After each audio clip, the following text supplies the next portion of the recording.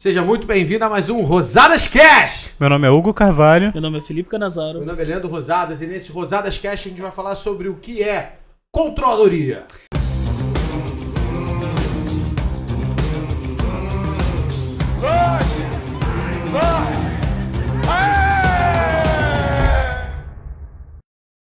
Aí, como se ninguém já imaginasse, vamos com a pergunta do dia. Leandro, o que é controladoria? Pô, ninguém quer saber essa pergunta.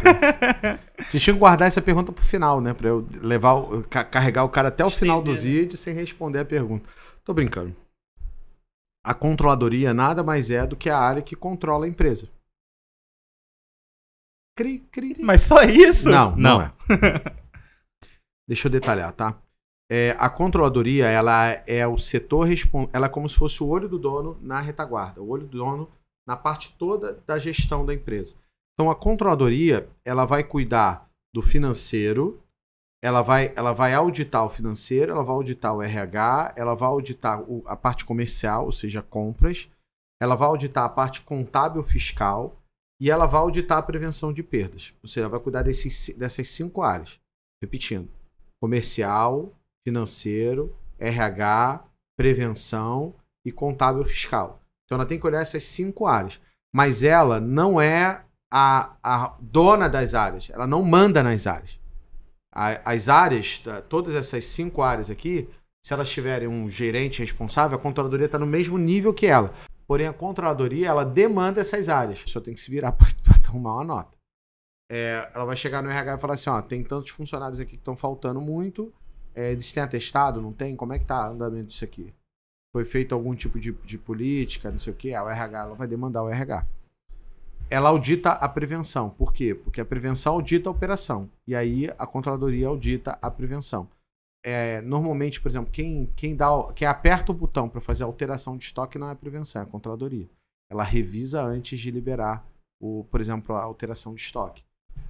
A controladoria, ela também vai ver se você não está pagando imposto errado, de mais ou de menos em algum setor. Ela olha, tem que ter esse conhecimento também. E a controladoria, ela também verifica o comercial, vê se não está comprando demais, vê se não tem um fornecedor que estourou o orçamento. Por exemplo, em média eu compro daquele fornecedor 20 mil reais por mês. Aí de repente eu fui olhar a compra por fornecedor, a compra média, e aquele mesmo fornecedor comprou 60 mil. Aí ela vai olhar lá o que ela comprou daquele fornecedor, ver o que se comprou, se não foi. Isso já aconteceu, tá? Aí você chegar numa empresa, o cara comprou uma carreta de pedra sanitária. Nossa. Óbvio, né? Quem comprou tava ganhando bola nas costas, tava ganhando dinheiro nisso aí. Então, aí ela identifica e trata. Então ela identifica, demanda e trata. Só que toda vez que ela manda a demanda para alguém, ela manda pro dono junto. É e-mail em cópia. Então, o dono passa a tomar ciência de merdas que estão acontecendo na retaguarda dele, que é muito comum, que antes quem fazia isso era o dono. Uhum. E aí, chega algum momento que você cresce o suficiente, você pode ter alguém para fazer. Uma outra coisa que a controladoria faz também é, por exemplo, aprovar pagamentos. Ela pode ser a pessoa que vai aprovar ou não uma despesa. Por quê? Basicamente, eu tenho um orçamento para pagar todo mês. Uhum. Qualquer coisa que saia do orçamento, a controladoria tem que aprovar. Qualquer despesa que esteja fora do planejado, a controladoria tem que aprovar. Por exemplo, compra. Compra ela não aprova, mas conserto da câmera frigorífica, ela tem que aprovar. Ela vai pedir 3 orçamentos, vai querer ter demanda. Ou vai ser o técnico que já cuida da empresa que vai fazer. Aí ela vai ver e ela vai aprovar o orçamento dele. Então, ela faz normalmente a aprovação. Algumas empresas coloca a controladoria para ser a pessoa que aperta o botão do pagamento. Então o financeiro faz todo o processo, faz a programação de pagamento e o controladoria aperta o botão para pagar. Tá? Mas se ela fizer isso, a pessoa que vai conferir o que ela apertou o botão vai ter que ser o dono. E aí já não fica uma empresa que funciona independente do dono. Para a empresa funcionar independente do dono, eu tenho que ter uma pessoa de tanta confiança na controladoria como eu tenho no financeiro. Tanta confiança na controladoria no financeiro. Porque quem aperta o botão é a gerente financeira. A controladoria verifica se ela apertou os botões, se ela apertou o botão para os pagamentos certos.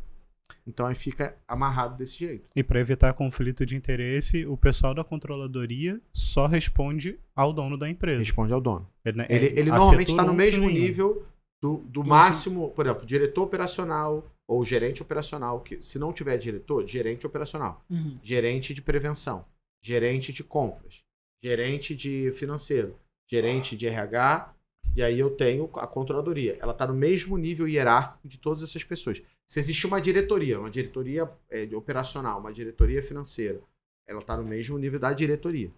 Ela está um nível abaixo do dono. Mas existe tem um faturamento mínimo para implementar a controladoria? O ideal é que o dono, até 3 milhões de reais mês de faturamento, ou seja, até 36 milhões de reais ano de faturamento, o controller é o dono. Ele só deixa essa função, a partir de 3 milhões, ele passa essa função para os outros.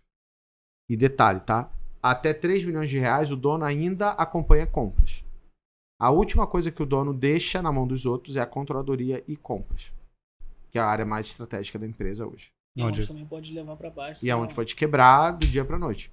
A operação não te quebra tanto como a compra. A compra te quebra muito mais rápido. A compra são pallets, são caminhões, carretas, que você pode ser que não chegue e você pague. Ainda mais no mercado faturando 3 milhões ou mais. É isso, exatamente muito isso. Material. Agora, você mencionou algumas especializações que eles fazem e setores que eles atuam. Mas existe alguma ferramenta, um checklist, algum treinamento, alguma coisa que mostre o passo a passo, ou que ensine, forme uma pessoa de controle, um agente de Claro, controladoria? a gente, por exemplo, a gente tem um programa chamado Escola de Supermercados, que é um programa específico para formar os colaboradores do supermercado. Dentro desse programa tem a controladoria. Então lá tem um programa de formação de controle. Se você quiser, inclusive, saber mais sobre a Escola de Supermercado, tem um link aqui na descrição desse vídeo para você poder fazer. Então, lá na controladoria, você vai ter o passo a passo que o cara tem que fazer. Existe uma rota do controle. Porque todo dia o cara tem que verificar um monte de coisas. Vão ter demandas no meio do dia, né? Meio que bombeiro para resolver. Mas existe ali um passo a passo, um script diário para o cara poder seguir, um passo a passo diário para ele seguir, que a gente chama de rota. Existe uma rota do controller para ele seguir. Inclusive, a rota do controller, a gente tem ela dentro do nosso aplicativo. Eu tenho um aplicativo chamado Performe Seu Mercado. Ele é um aplicativo de checklist operacional. Porém, a gente tem todos os checklists da empresa, inclusive a rota do gerente, inclusive a rota do controle, a rota do gerente de prevenção, a rota dos encarregados de hortifruti, açougue, padaria, laticínio. Então tá tudo lá dentro. O que a gente hoje implementava na consultoria, tem hoje lá dentro para o cara poder fazer o acompanhamento. Então tem a rota do controle lá, que seria esse passo a passo. O controle pode vir aplicando, anotando, e no final do dia a gente tem fechado o que ele executou e ele não vai esquecer necessariamente de executar nenhuma das tarefas dele. Quando o mercado chega nesse ponto de precisar de um controller, né, no faturamento que você falou ali de 3 milhões e pouquinho por mês, você acha mais válido começar a treinar uma pessoa da base da empresa, já que está crescendo ali dentro para virar o controller, ou contratar uma empresa externa que não tem nenhum vínculo para fazer controladoria? Então, existem vários controles no mercado e é uma profissão, inclusive, muito bem remunerada. Só que, do nosso segmento, não tem. O cara tem que entender de supermercado. Os controles de supermercado que existem são pessoas de extrema confiança, então elas não são demitidas. Elas são formadas dentro do supermercado e ela não está disponível no mercado para poder trabalhar em outro lugar. Então você não acha controle. Se você achar controle, ele não é de supermercado. Você não acha controle disponível. Então o que todo supermercado faz é pegar uma pessoa de dentro do financeiro ou pegar uma pessoa de dentro do lançamento de notas e essa pessoa ele vai transferir para virar controle. Uma pessoa mais analítica que está acostumada muito a olhar analítica, números uma pessoa que seja muito desconfiada e uma pessoa que seja chata. Mas chata a nível de ser muito reta. Mais reta que o dono. Mais reta de integridade, de não fraude do que o dono. Então ela fica procurando merda para poder... É a pessoa que fala assim, aquele ali procura sarna para se coçar, então.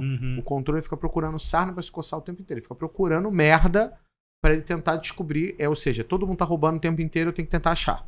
Sempre. É uma cabeça do meio que do controle. Ele tem que olhar um monte de relatório todos os dias e ver se ele acha alguma merda, alguém errando, alguém fazendo besteira. Então ele pressupõe que as pessoas vão fazer as merdas e ele fica ali olhando para tentar achar. Dentro de todos os anos de trabalho com supermercado, com certeza você já deve ter tido histórias de pessoas que acharam coisas absurdas. Um absurdo. Se você fosse colocar assim num tópico, quais seriam as 3 coisas mais grotescas que o controle que você conhece ou você já pegou fazendo Eu vou um trabalho de explicar, controladoria? mas antes de eu explicar quais são as 3 coisas mais grotescas que o controller faz, eu queria falar para vocês o seguinte. A média salarial de um controller começa em ali 3, 4 mil, que ele sendo formado na empresa. Para uma empresa que fatura, sei lá, uns 10 milhões mês, ele vai ganhar assim, uns 8 a 10, 7, 8 a 10. Uma empresa que fatura 20 milhões, esse controle provavelmente 20, 22, 25, ele vai ganhar ali entre 10 e 15, 16 mil reais mês. É um bom salário para um profissional de varejo. Muito bom salário. Por isso a pessoa fala, o cara do varejo não ganha bem, o cara do supermercado não ganha bem. Ganha bem, ele só tem que ir para cargo mais alto. Aí ele ganha bem. E a empresa que ele tá precisa crescer para poder pagar bem para ele, né? Por que não paga mais com menos faturamento? Porque a conta não fecha. O lucro do supermercado é muito pequeno, então ele precisa de muito faturamento para conseguir pagar um salário alto desse. Calma que eu tenho que responder da parada grotesca. Existem 3 coisas grotescas que eu já vi. Por exemplo, tinha uma fiscal tinha uma caixa que passava tipo 10 mil reais por dia no caixa dela. E ela tinha de cancelamento 3 mil por dia. A gente foi olhar, nossa, ela já tinha roubado 27 mil reais da empresa. Nossa.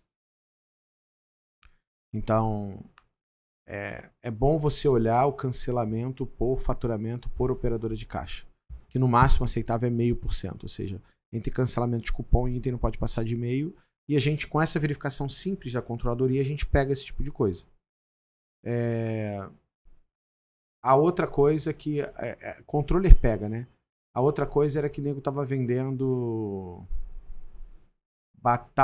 vendendo picanha como batata. Código de batata. O código de batata. Como é que ela descobriu? Ela viu a prevenção e ela olhando os números, ela viu que tava dando divergência na batata. Ok? Tava faltando batata, tava sobrando picanha. Contrário. Tava faltando picanha, sobrando batata. Não, no sistema. Ah, sim. Ela não tem como olhar isso na operação. Então, no sistema sobrando picanha. Ou seja, tem mais picanha do que saiu. Ou seja, sumiu picanha. E a batata ali tá dando o estoque dela errado. E aí, quando ela pegou e cruzou os dois, ela pela retaguarda viu que tava dando merda no açougue. E ela já mandou o pessoal da prevenção olhar e pegaram que estavam vendendo batata como picanha. Nossa. Desculpa, picanha como batata. Se fosse batata com picanha ainda tava bom, né? Vendendo picanha com batata. E teve uma terceira coisa que eu vi que foi muito agressiva. E essa a gente pegou só olhando na retaguarda. E foi olhando compra e venda do açougue. Então, quando você olhou compra e venda do açougue, ela pegou 3 meses seguidos e viu que estava tendo, tipo, a margem do açougue era 25%. Então, teoricamente, o açougue, como eu compro e vendo, e você praticamente compra todo dia, você não pode ter uma divergência muito alta entre o que eu estou comprando e o que eu estou vendendo. Ou seja, essa divergência ela tem que ser 25%, já que a margem era 25%. E estava dando... A distância entre o compra e venda estava dando 10%. Ou seja, tinha 15% de diferença ali. Aí, o que ela fez? Ela, quando identificou isso, ela descobriu que estava no bovino, na categoria bovino, e ela desceu mais ainda e descobriu qual era a carne que estava dando divergência. E viu que estava dando divergência naquilo ali. Aí ela achou que poderia ser simplesmente, sei lá, erro de receituário, né? Carne pai, carne mãe não, carne pai, carne filho, sei lá, tem um bife que eu faço com contrafilé, e aí o contrafilé tem que abater o bife do piso do contrafilé e tal. Um erro de execução mais ali. Tem um erro operacional dentro. Só que, cara, a discrepância muito grande de 15% de um setor que representa 25% num faturamento de 3 milhões é dinheiro pra caralho. Nossa. A gente tá falando de quase 1 milhão de carne, né? E aí, quando a gente tá falando de 15%, a gente tá falando de 150 mil por mês. Dá 1,8 milhões por ano. É dinheiro pra caralho. E aí ela pegou isso 3 meses depois, porque ela não olhava esse relatório direito. Foi na época que a gente entrou na consultoria, eu comecei a mostrar tudo que a pessoa tinha que olhar. Que não era bem um controller, né? Era um cara do financeiro que a gente criou a área e começou a transformar ele no controle. Pegou rápido, né? Mas já tinha passado 3 meses que essa merda estava acontecendo. Ou seja, a empresa já tinha perdido em torno de 450 mil reais. E aí que a gente foi ver o que era. Aí a gente demandou o pessoal da prevenção para poder olhar e a operação para poder olhar. E aí que a gente identificou que existia um conluio com a pessoa que comprava e com o cara que recebia lá do açougue. Porque qual é o certo, né? O conferente recebe tudo, inclusive a carne. Só que o conferente, ele recebe a carne. Aí, quando ele recebeu a carne, e aí o cara do açougue tem que verificar a qualidade. Ele não verifica o peso. Quem verifica o peso é conferente. Vou receber o hortifruti. Quem verifica o peso do hortifruti é o conferente.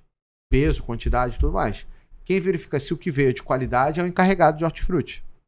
Só que quem conferia era o encarregado de açougue e não o encarregado de... E aí a gente pegou, na hora. Tinha furto. E aí é um colunho do cara que estava entregando com o encarregado e, cara, já dava 400 e poucos mil. Aí a gente foi pesquisar e viu que o cara já tinha comprado uma casa e tava de carro zero. Só que ele não ia pro mercado com carro. A gente não pegou porque a gente não viu essa maldade. Mas quando a gente foi atrás... E aí botou polícia no meio, os caras foram atrás do cara, e aí pegou isso tudo. Aí não tinha mais o dinheiro, já tinha gastado tudo. Caraca. Então é esse tipo de coisa, se você tem a controladoria, você pega. E aí se hoje você não fatura 3 milhões para ter uma, o ideal é que você coloque alguém ou você faça essas análises diárias. Que aí você pega de qualquer jeito. Então, por exemplo, hoje eu faturo menos de 3 milhões, não posso ter uma controladoria. Show de bola. Eu, dono, vou estudar quais são, dentro da escola de supermercado, o que eu tenho que fazer com o que a controladoria tem que fazer para eu poder não tomar dali. Porque alguém tem que estar vendo, quem vai ver é o dono. Pô. A controladoria é como se fosse o olho do dono dentro da operação. E a prevenção é o olho do dono, o olho do dono na operação de loja. É para mostrar o quão importante é Exato. E ó, só lembrando, vocês estão assistindo aqui o Rosadas Cast, não deixe de curtir esse vídeo. Se você estiver assistindo no YouTube, de seguir no nosso canal e clicar aqui para ser notificado toda vez que a gente receber, para você toda vez receber notificação. Só apertar aqui no sininho. É isso. E aqui em algum lugar. E dá like. Não custa nada dar like, dá like. Ah, tem que dar like. O Canazaro falou, não custa nada dar like, né? Dá like. Você explicou pra gente a importância da controladoria e com histórias reais do que você já presenciou. Se você pudesse dar uma dica pro cara que tá começando a aplicar a controladoria dentro da empresa dele de uma forma mais analítica, qual dica você daria assim? Olha, foca mais aqui que essa é a área onde dá mais problema ou não tem isso? Tem. Eu olharia todo dia, tiraria um relatório, fazendo por ordem decrescente da margem do menor para o maior para pegar todas as margens negativas. Normalmente, se é erro de entrada de nota, você pega o erro antes e resolve o problema. E algumas vezes, o erro de entrada de nota é não atualizar o preço. O preço subiu, não atualizou e ficou com margem negativa.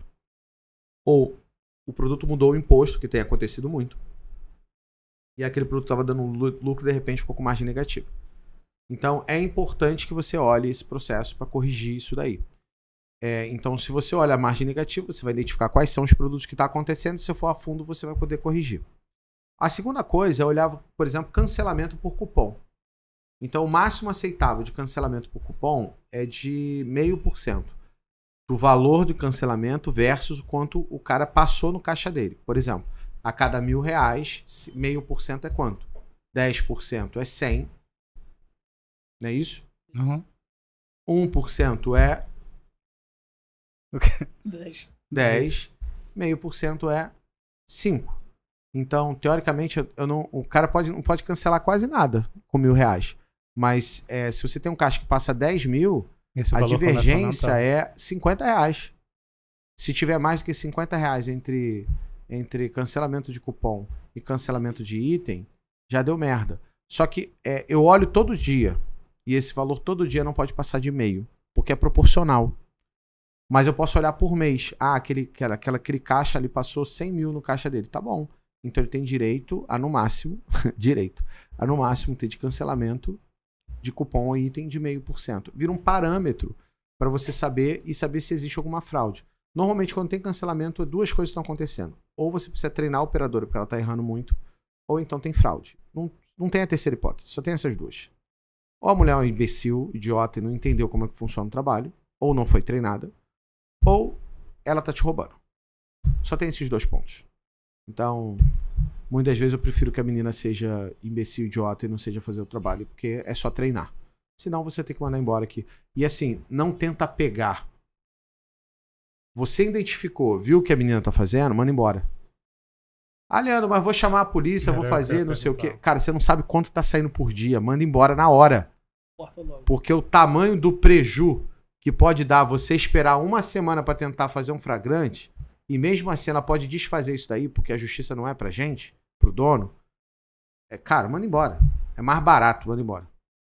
Tá? Muito mais barato. Pegou, manda embora. Então, falei de cancelamento de cupom. Falei de margem negativa. Vou falar de um terceiro que é muito importante. Você olhar compra e venda diário. Então, é uma tarefa que o comprador tem que fazer. Só que, deixa eu te explicar. Compra e venda, ele é sagrado. Compra e venda tem que bater. Mas tem que bater, não é porque você está comprando errado. Tem que bater porque senão o financeiro não fecha. E a empresa quebra. Então, compra e venda tem que bater. Então, a função do comercial é fazer o compra e venda bater. E da controladoria? Encher o saco para o compra e venda bater. Então, ela tem que olhar. Só que ela não olha só o geral. Ela olha o geral, depois ela olha por departamento. E vê se tem alguma discrepância de algum departamento. Ela também tem que olhar, por exemplo, quanto em média se compra para cada fornecedor. Porque se algum fornecedor, de repente, que você comprava 20 mil, naquele mês comprou 60, pode ser que tenha uma fraude ali. E aí você tem que olhar, e aí você vai demandar o comercial e mandar para cima. O que o controller faz? Ele não manda em ninguém. Ele tá no mesmo nível hierárquico do que as outras diretorias ou gerências, mas ele não manda em ninguém. Ele não manda no operacional, ele não manda no comercial, ele não manda no financeiro, ele não manda no RH. Porém, ele tem toda a responsabilidade de demandar coisas que ele viu de errado para resolver para essa galera da diretoria. Só que quando ele manda para lá, ele demanda para cima também. Ele fala assim, ó, identifiquei que tem um fornecedor aqui que comprou mais do que deveria. Por que isso está acontecendo? Ele manda pro comercial e manda para cima.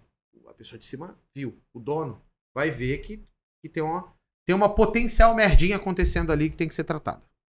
Agora o controller também, ele entra... Você falou que sim, né? Mas assim, a nível na prática, no dia a dia, na parte comercial, o cara tem que bater uma meta. Aí ele tá acompanhando ali, assim como ele vê compra e venda, margem, perda, cancelamento.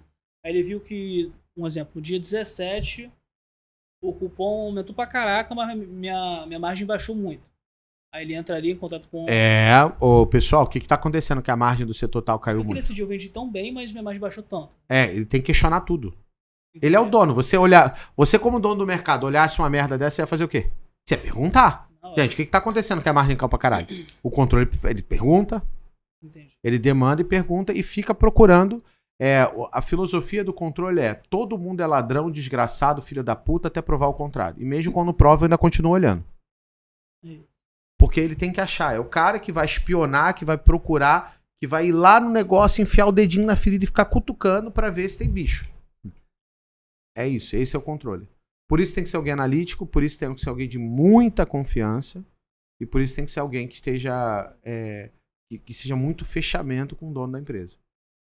Ele é diretamente ligado ao dono, ele não pode ser ligado a nenhuma outra área. Ele responde só pro dono da empresa. Porque ele vai pegar besteira. Quais são as principais dificuldades que um controller pode encontrar? Todas, ninguém gosta do controle.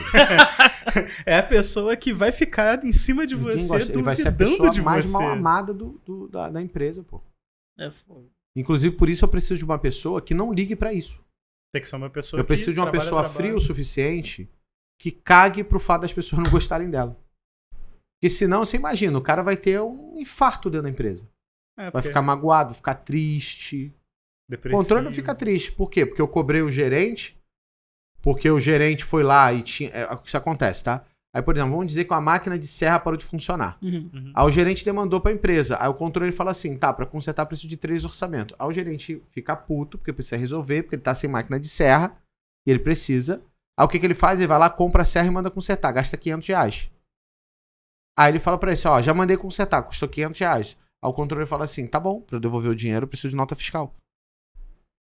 E aí começa a brincadeira. Nota fiscal no CNPJ da empresa. Aí começa a brincadeira, porque ele não tem a nota, aí o cara não... Aí o gerente operacional que tentou fazer o negócio pra largar já começa a ficar puto. Isso é uma história verídica, tá?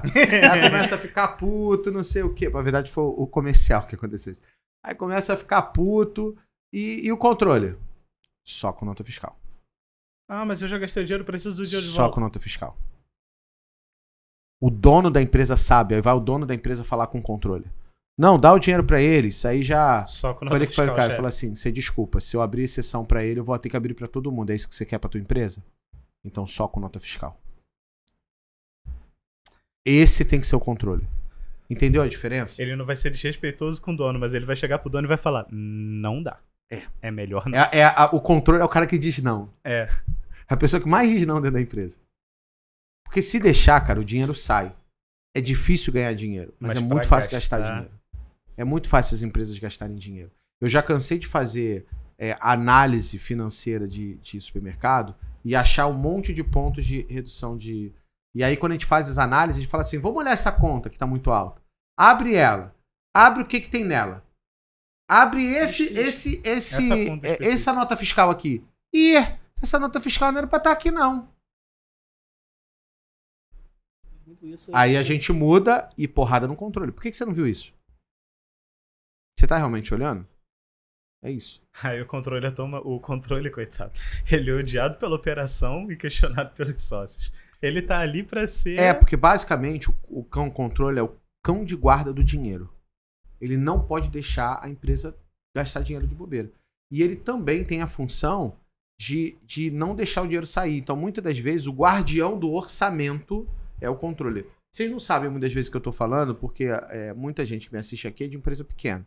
Só que as empresas grandes, com mais de 10 milhões, por exemplo, elas necessariamente trabalham com orçamento mensal. Ela já sabe quanto ela vai gastar de hora extra de pessoal. Então, qualquer coisa que saia daquele padrão de gasto, o controle vai meter a mordida lá. Ele é o cão de guarda do orçamento. Ele não pode deixar aquilo estourar. Ele vai analisar todas as métricas da empresa dos últimos meses para poder ver se tem algo de errado ali. É isso. Aí ele olha para trás, olha para frente, vê o que tá. Vê alguém na operação, já vi o controle entrar dentro do açougue lá, puto, porque viu a merda. Mas a maioria vai demandar para a operação ir lá e descobrir e trazer a resposta para ele.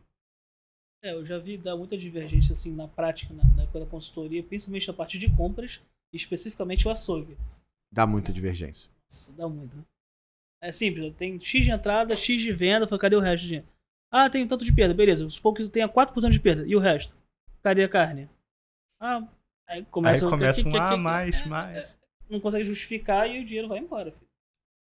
E assim, a gente tá falando de um mercado, mesmo que ele não seja fatura de 3 milhões, fatura de 1 milhão, pô, já falando de 4% de 1 milhão, coisa pra caramba.